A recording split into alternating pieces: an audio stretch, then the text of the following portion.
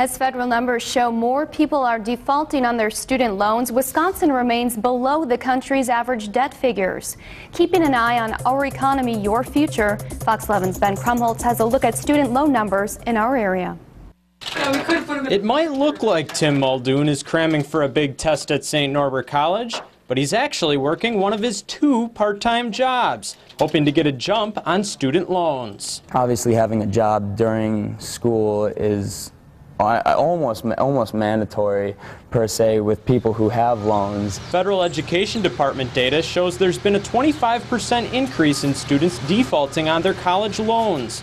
In 2008, the default rate was 7%, and the most recent numbers have it at 8.8%. I think more students are borrowing money than in the past because grant money has not increased at the same rate as college costs have, so more and more students are turning to student loans in order to finance their education. With a 1.3% rate, loan defaults aren't as big of an issue at St. Norbert as they are across the country. To compare, UW-Oshkosh's default rate is 2.2%. Both schools are lower than the state's 5.2% rate, which is the 5th lowest in the country. We're going to be very prudent about how we increase our tuition in the future.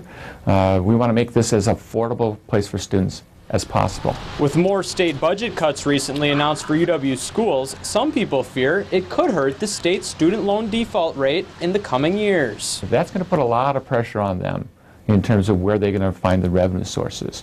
That might mean increasing tuition levels at higher rates than students are able to afford. If that's the case or not, students like Muldoon suggest finding a way to keep up with loan payments while earning an education. You know, you want to avoid interest rates and things to that nature. In De Pere, Ben Krumholtz, Fox 11 News.